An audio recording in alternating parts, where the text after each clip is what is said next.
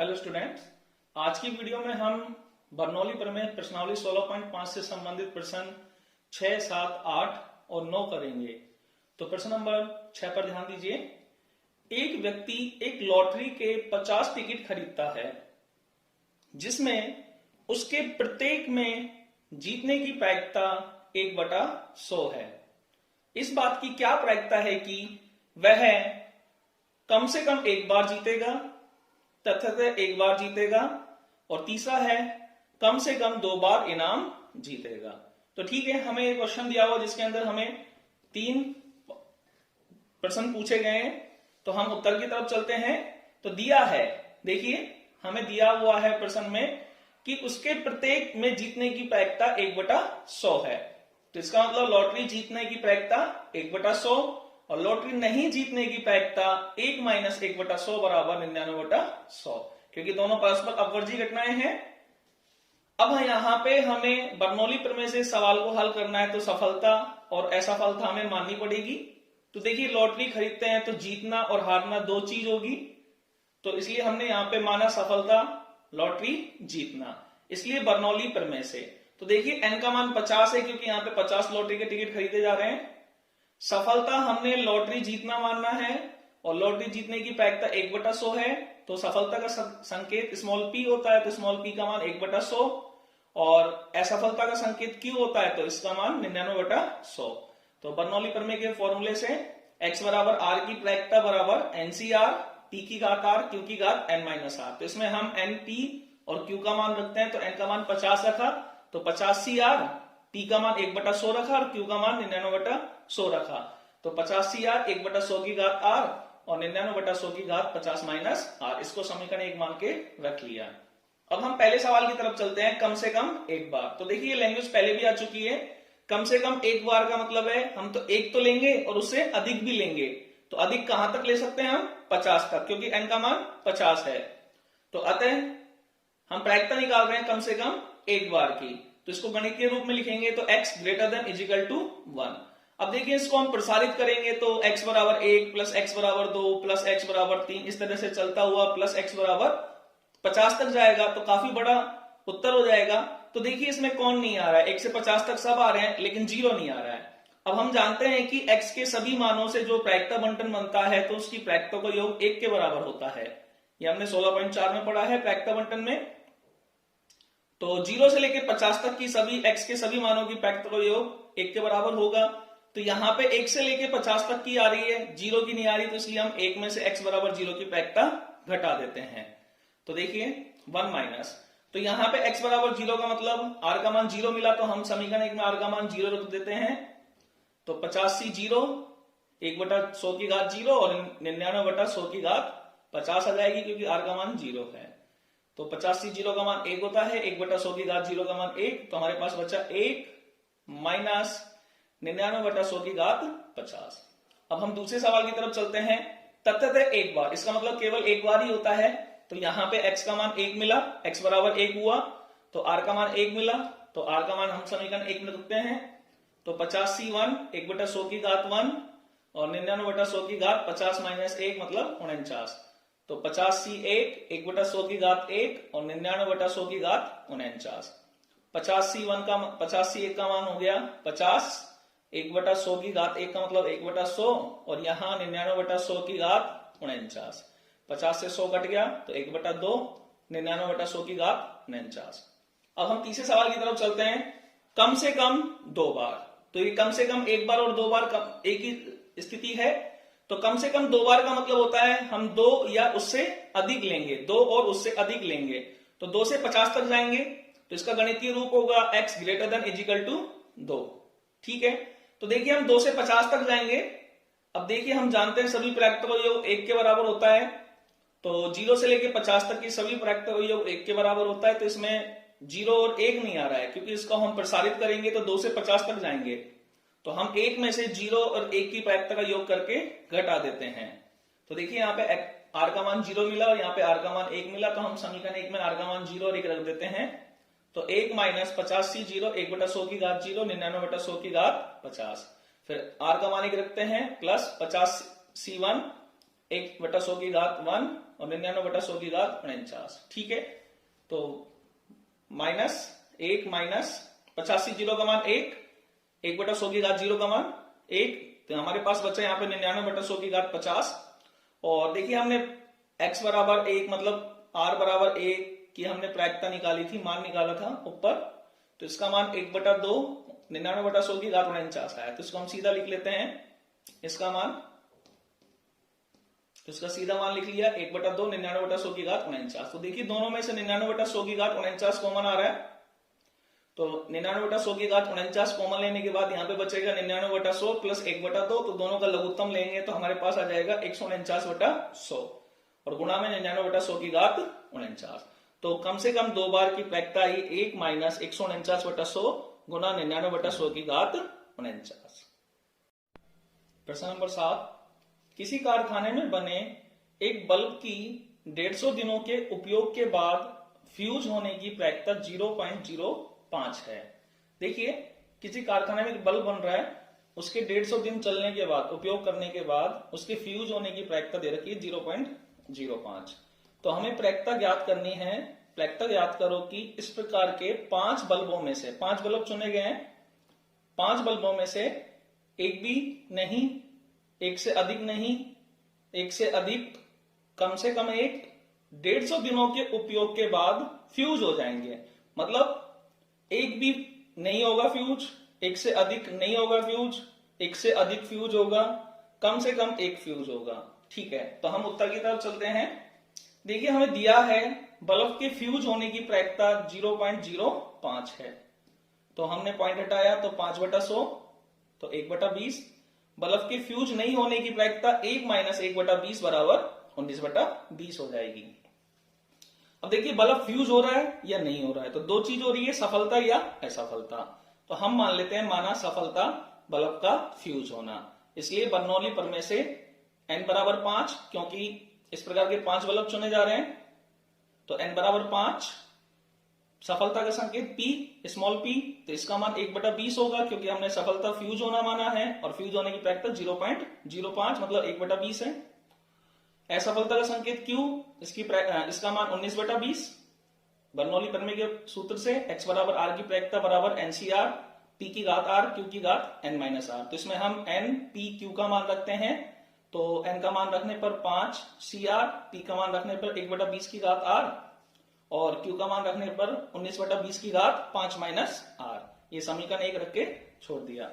अब हम पहले सवाल की तरफ चलते हैं, एक भी नहीं हुआ फ्यूज। तो देखिए सफलता फ्यूज होना माना है, अब यहां पे एक भी फ्यूज नहीं हुआ तो x का मान 0 हो जाएगा।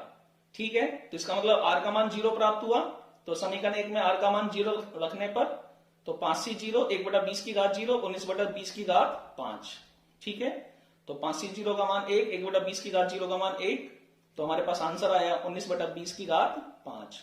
दूसरे सवाल की तरफ चलते हैं, एक से अधिक नहीं हुआ, मतलब फ्यूज एक से अधिक नहीं हुआ, इसका मतलब एक तो हुआ है, एक से कम भी हुआ है, तो इसको गणितीय रूप में लिखेंगे कि x less than is equal to 1, मतलब एक से अधिक मान नहीं, तो x एक से अधिक नहीं है तो इसका मतलब एक भी है और उससे छोटा भी है, तो x less than is equal to 1, तो इसको हमने प्रसारित किया x बराबर 0 प्लस x बराबर 1, तो यहाँ पे r का मान 0 और यहाँ पे r का मान 1, समीकरण 1 में रखते हैं, तो r का मान 0 रखने पर 5c 0, 1/20 की घात 0, 19/20 की घात 5 प्लस r का मान 1 रखने पर 5c 1, 1/20 की घात 1, 19/20 की घात 4। ठीक है, तो देखिए 5c 0 का मान 1 होता है, 1/20 की घात 0 का मान 1 होता है, तो यहाँ पे बचा 19/20 की घात 5 प्लस 5c 1 का मान, 5c 1 का मान होता है 5 और 1/20 की घात 1 का मान 1/20, तो 5 से 20 कट जाएगा तो 1/4 आ गया और यहाँ पे 19/20 की घात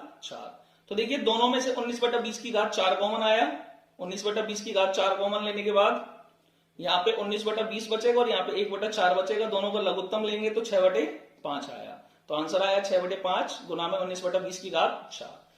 तीसरा सवाल, देखिए तीसरा सवाल थोड़ा नीचे कर दिया चौथे सवाल से, तो तीसरे सवाल की तरफ ध्यान देते हैं। तीसरे सवाल में है एक से अधिक, तो एक से अधिक, ये नहीं गलत लिख गया, एक से अधिक का मतलब है x ग्रेटर देन 1। ठीक है, इसमें एक शामिल नहीं होगा क्योंकि एक से अधिक है, इसको नहीं को नहीं पढ़ना। एक से अधिक, एक से अधिक का मतलब है एक से ज्यादा, तो एक से ज्यादा होंगे 2 3 4 5, तो हमें चारों की प्रायिकता को योग करना पड़ेगा, तो काफी बड़ा उत्तर हो जाएगा। तो देखिए एक से अधिक में 0 और 1 दोनों की प्रायिकताएं नहीं आ रही है, तो हम एक में से 0 और 1 की प्रायिकता घटा देंगे, क्योंकि 0 से लेकर 5 तक की सभी प्रायिकता का योग 1 के बराबर होगा। तो एक से अधिक में 2 3 4 5 आ रहा है, तो इसलिए हम 0 और 1 नहीं आने पर एक में से 0 और 1 की प्रायिकता घटा देते हैं। तो यहाँ पे r का मान 0 मिला और यहाँ पे r का मान 1 मिला। तो समीकरण 1 में रखने पर 1 माइनस 5c 0 1/20 की घात 0 19/20 की घात 5 प्लस 5c 1 1/20 की घात 1 19/20 की घात 4। ठीक है, तो देखिए हमने 0 और 1 की प्रायिकता का योग ऊपर निकाला था दूसरे सवाल में, तो उत्तर आया था 6/5 गुना में 19/20 की घात 4। तो 1 माइनस 6/5 19/20 की घात 4। तो तीसरे सवाल का उत्तर है एक से अधिक की प्रायिकता है 1 माइनस 6/5 गुना 19/20 की घात 4। अब हम चौथे सवाल की तरफ चलते हैं, कम से कम 1। तो कम से कम 1 का मतलब है x greater than equal to 1। कम से कम एक भी लेना है और उससे अधिक भी लेना है, तो इसमें एक शामिल होगा। तो x greater than equal to 1। तो देखिए 1 2 3 4 5 मतलब हमें 1 2 3 4 5 पांचों की प्रायिकता लेनी पड़ेगी। तो इसमें कौन नहीं आ रहा, 0 नहीं आ रहा है, तो हम एक में से 0 की प्रायिकता घटा देंगे, क्योंकि यदि हम इसको प्रसारित करके उत्तर निकालते हैं तो काफी बड़ा उत्तर बन जाएगा। तो 1 माइनस x बराबर 0 की प्रायिकता, तो r का मान 0 है यहाँ पे, तो r का मान 0 था समीकरण 1 में। तो 5c 0 1/20 की घात 0 और 19/20 की घात 5, तो उत्तर आया 1 माइनस 19/20 की घात 5, क्योंकि यहाँ पे 5c 0 का मान 1 1/20 की घात 0 का मान 1, तो यहाँ पे 19/20 की घात 5 बचेगा। तो उत्तर है 1 माइनस 19/20 की घात 5। प्रश्न नंबर 8, एक बहुविकल्पीय परीक्षा में 5 प्रश्न हैं जिनमें प्रत्येक के 3 संभावित उत्तर हैं, मतलब ऑब्जेक्टिव टाइप प्रश्न है, और एक ऑब्जेक्टिव टाइप प्रश्न में 3 ऑप्शन हैं, 3 में से एक सही उत्तर है। एक प्रश्न में 3 ऑप्शन है जिनमें से एक सही उत्तर है, जिनमें प्रत्येक के 3 संभावित उत्तर है, जिनमें से केवल एक ही सही उत्तर है। इसकी क्या प्रायिकता है कि विद्यार्थी केवल अनुमान लगाकर 4 या अधिक प्रश्नों के सही उत्तर देगा। ठीक है, हम उत्तर की तरफ चलते हैं। तो देखिए सही उत्तर देने की प्रायिकता यहाँ पे 1/3 होगी, क्योंकि एक प्रश्न में 3 ऑप्शन है और 3 में से एक सही उत्तर है, तो 3 में से हमें एक सही उत्तर चुनना है, तो एक सही उत्तर चुनने के अनुकूल परिणाम तो 1 होगा और कुल परिणाम 3 ऑप्शन है, तो इसलिए 3 होंगे, तो सही उत्तर की प्रायिकता हो जाएगी 1/3, और सही उत्तर नहीं मतलब गलत उत्तर की हो जाएगी 1 माइनस 1/3 बराबर 2/3। अब यहाँ पे दो ही बात हो रही है, सही उत्तर देना या नहीं देना, सफलता या असफलता।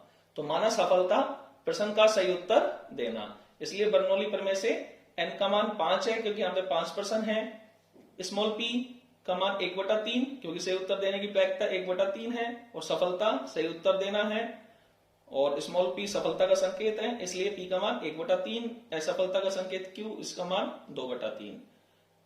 बर्नौली प्रमेय के सूत्र से x बराबर r की प्रायिकता बराबर NCR p की घात r q की घात n माइनस r, इसमें हम n p और q का मान रखते हैं, तो 5CR 1/3 की घात r 2/3 की घात 5 माइनस r। ठीक है, तो अतः अब देखिए अनुमान लगाकर 4 या अधिक प्रश्नों के उत्तर दे देगा, मतलब 4 या उससे अधिक प्रश्नों के उत्तर दे देगा। तो 4 या अधिक प्रश्नों के सही उत्तर देने का मतलब है 4 का दे रहा है या 5 का, तो दोनों का योग होगा, क्योंकि यहाँ पे या का आ रहा है ऑप्शन। तो हम उत्तर की तरफ चलते हैं, 4 या अधिक प्रश्नों के सही उत्तर देने की प्रायिकता, तो इसको हमने गणितीय रूप में लिखा x greater than equal to 4। ठीक है, तो इसको प्रसारित करते हैं, x बराबर 4 प्लस x बराबर 5, तो यहाँ पे r का मान 4 और r का मान 5 मिला, समीकरण 1 में लिखा। तो 5c4 1/3 की घात 4 2/3 की घात 5 माइनस 4 मतलब 1, तो 5c4 1/3 की घात 4 2/3 की घात 1 प्लस r का मान 5, तो 5c5 1/3 की घात 5 और 2/3 की घात 0। 5c4 का मान 5 यहां से मिला हमें, 1 की घात 4 का मतलब 1 ही होता है, तो 1/3 की घात 4 और 2/3 गुणा में, प्लस 5c5 का मान 1 और 1/3 की घात 5 2/3 की घात 0 का मान 1। तो देखिए यहाँ पे 5 दूनी 10 और नीचे 3 की घात 4 गुणा 3 की घात 1, तो 3 की घात 5 हो जाएगा। तो यहाँ से मिल रहा है हमें 10/3 की घात 5 और यहाँ से मिल रहा है 1/3 की घात 5। तो देखिए आधार समान है, लघुत्तम ले रहे हैं तो आधार जब समान है, लघुत्तम समान है तो ऊपर की संख्या एज इट इज जुड़ जाएंगी। तो उत्तर आया 11/3 मतलब 11/243।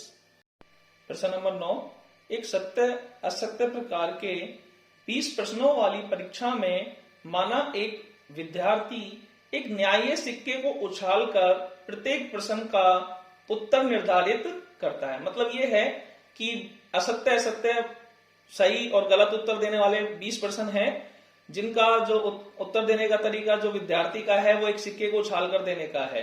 अब देखिए कैसे, यदि सिक्के पर ये पासे के स्थान पर सिक्का लिखा जाएगा, यदि सिक्के पर चित्र प्रकट हो तो प्रश्न का उत्तर सत्य देता है और यदि पट प्रकट हो तो असत्य लिखता है। तो देखिए 20 प्रश्नों वाले जो असत्य असत्य प्रकार के 20 प्रश्न हैं, विद्यार्थियों का उत्तर किस प्रकार से दे रहा है, एक सिक्के को उछाल रहा है, अगर सिक्के पर चित्त आता है तो उस प्रश्न का उत्तर सही लिख देता है और अगर पट आता है तो उस प्रश्न पे असत्य लिख देता है, उत्तर उसका असत्य लिख देता है। तो प्रायिकता ज्ञात करनी है कि वह कम से कम 12 प्रश्नों का सही उत्तर देता है। तो हम उत्तर की तरफ चलते हैं, अपने प्रश्न के उत्तर की तरफ चलते हैं कि देखिए एक सिक्के को उछालने पर, क्योंकि यहाँ पे सिक्का उछालने की बात आई है, तो एक सिक्के को उछालने पर चित्त आने की प्रायिकता 1/2 होती है और पट आने की प्रायिकता भी 1/2 होती है। अब देखिए यहाँ पे सही उत्तर देना और नहीं देना दो स्थिति हो रही है, तो सफलता असफलता की स्थिति बन रही है दोनों। तो इसलिए यहाँ पे हम मान लेते हैं माना सफलता प्रश्न का सही उत्तर देना, इसलिए बर्नौली प्रमेय से n का मान 20, क्योंकि यहाँ पे 20 प्रश्न है, स्मॉल p सफलता का संकेत है और यहाँ पे सफलता का मतलब है प्रश्न का सही उत्तर देना, और प्रश्न का सही उत्तर कब दे रहे हैं, जब चित्त आ रहा है। तो चित्त की प्रायिकता यहाँ पे 1/2 है, तो इसलिए स्मॉल p का मान 1/2 और असफलता का संकेत q है स्मॉल q, तो इसका मान 1/2। तो बर्नौली प्रमेय के सूत्र से x बराबर r की प्रायिकता बराबर NCR, p की घात r, q की घात n - r। तो यहाँ पे हम NPQ का मान रखते हैं, तो n का मान रखा 20CR, p का मान रखा 1/2 की घात r, q का मान रखा 1/2 उसकी घात 20 - r। ठीक है, इसको समीकरण 1 मान लिया। अब हमें सवाल में उत्तर की तरफ चलना है। देखिए अतः कम से कम 12 प्रश्नों को सही उत्तर देना, कम से कम 12 प्रश्नों का सही उत्तर देना, इसकी प्रायिकता निकालनी है हमें। तो इसकी गणितीय स्थिति होगी x > 12, क्योंकि कम से कम 12 प्रश्नों का सही उत्तर दे रहा है वो, तो कम से कम का मतलब है 12 तो लेना ही है, हमें इससे अधिक भी चलना है। तो अधिक कहां तक चल सकते हैं हम, 20 तक। तो कम से कम 12 प्रश्नों के सही उत्तर देने का गणितीय रूप है x > 12। अब इसको हम प्रसारित करते हैं, तो 12 से लेके 20 तक प्रसारित करना होगा। तो x बराबर 12 + 13, इस तरह से x बराबर 20 तक। तो यहाँ पे r के मान हमें 12 से 20 तक मिले, तो हम समीकरण 1 में बारी बारी से r के मान 12 से 20 तक रखेंगे। तो r का मान 12 रखा, तो 20C 12 1/2 की घात 12 1/2 की घात 8। तो ध्यान देना यहाँ पे 1/2 की दो घातों का योग होगा वो 20 के बराबर होगा, क्योंकि यहाँ पे n का मान 20 है तो घातों का योग भी 20 ही होगा। तो इस प्रकार हम r का मान 12, 13, 14, 15 समीकरण 1 में रखते हुए इस तरह से हमने रख दिया। 13 रखा, 20C 13 1/2 की घात 13 1/2 की घात 7, 20C 14 1/2 की घात 14 1/2 की घात 6 प्लस 20C 15 1/2 की घात 15 और 1/2 की घात 5। तो इस तरह से हमने सभी मान रख दिए। 20C 20 1/2 की घात 20 1/2 की घात 0। तो देखिए आप सभी मानों में ध्यान से देखिए कि 1/2 p का मान भी है और 1/2 q का मान भी है, तो दोनों आधार समान है, दोनों के बीच गुणा है, तो दोनों की घातों का योग हो जाएगा। तो देखिए यहाँ पे प्रत्येक स्थिति में प्रत्येक पद में हमारे पास 1/2 की घात 20 बन रही है, 1/2 की घात 20 1/2 की घात 20 1/2 की घात 20। तो प्रत्येक पद से 1/2 की घात 20 कॉमन आ गया, तो हमारे पास बचा 20C 12 20C 13 20C 14, इस तरह से 20C 15 plus 20C 16 plus 20C 17 plus 20C 18 plus 20C 19 plus 20C 20। तो ये हमारा उत्तर है। आप अधिकतम इस उत्तर में 20C 20 को 1 लिख सकते हो। तो ठीक है, इस तरह से हमारा ये उत्तर आया। इसको प्रसारित करने की आवश्यकता नहीं है, क्योंकि इसको प्रसारित करेंगे तो काफी बड़ी कैलकुलेशन होगी, तो हम इस तरह से उत्तर इसका दे सकते हैं।